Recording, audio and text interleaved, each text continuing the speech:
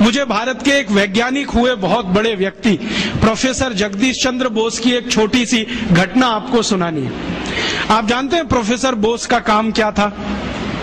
उन्होंने आधुनिक जगत में यह सिद्ध किया कि पेड़ पौधों में जीवन होता है और उनकी इसी खोज पर उनको नोबेल पुरस्कार मिला। जब वो ये प्रयोग कर रहे थे कि पेड़ पौधों में जीवन होता है, तो उन्होंने अपने हाथों से लिखे हुए लेखों में ये कहा है कि मैंने मेरे घर में कुछ पौधे रखे, आधे आधे उनका बंटवारा किया, एक हिस्से में कुछ पौधे, दूसरे हिस्से में कुछ पौधे।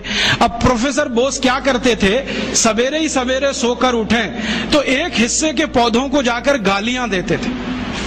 तुम नालायक हो, निकम्मे हो, नकारा हो, तुम्हारा रंग अच्छा नहीं, रूप अच्छा नहीं, तुम्हारे अंदर कोई गुण नहीं है, तुम ऐसे हो, तुम वैसे हो, सब गालियां देना।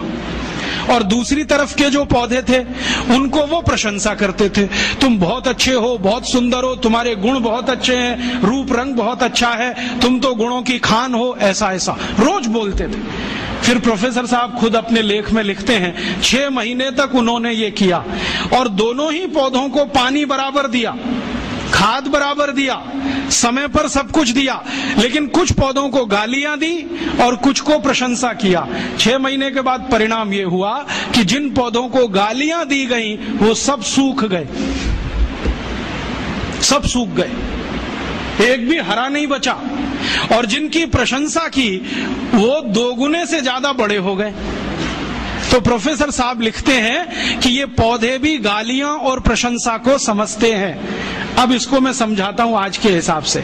भारत को 300 साल अंग्रेजों ने गालियां दिया, तुम नालायक हो, निकम्मे हो, नकारा हो, तुम्हारी सभ्यता खराब है, संस्कृति खराब है, तुमको तो कपड़े पहनना भी नहीं आता, तुमको तो खाना खाना नहीं आता, तुमको सभ्यता का कोई रंच मात्र भी अंदाजा नहीं है, सभ्यता होती क्या है, विज्ञान नहीं जानते, टेक्नोलॉजी नहीं जानते, हम तुमको जो सिखा रहे हैं वही सही है। ये हम सुनते रहे सालों साल।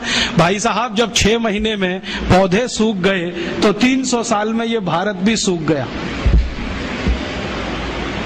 और इस सूखे हुए भारत ने अपने आत्मसम्मान और स्वाभिमान को इतना गिरा दिया कि हम मानने लगे कि जो कुछ हमारा है वो सब बेकार है, दकियानूसी है, इसमें कोई तथ्य नहीं है, कोई विज्ञान सम्मत कुछ नहीं है, और जो यूरोप से आ रहा है वही अच्छा है, वही ताकतवर है।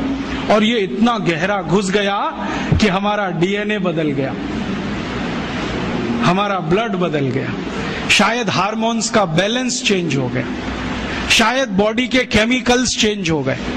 और ये इतना गहरा घुसते घुसते आ गया हमारे देश के प्रथम प्रधानमंत्री पंडित नेहरू तक के अंदर, जिन्होंने पब्लिकली कहा कि आयुर्वेद में क्या रखा है, इसको तो खड्डा खोद के जमीन में गाड़ देना चाहिए, जो कुछ है वो एलोपैथी में है।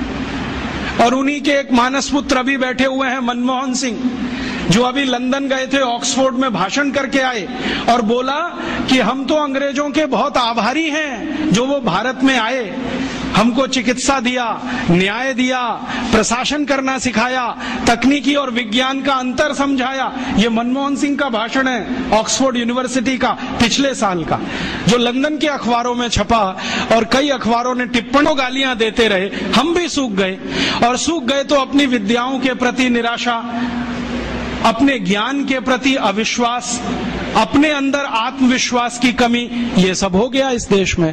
और इसी के चक्कर में सब छूट गया, और वो ऐसा छूटा कि विदेशियों का शासन भी आ गया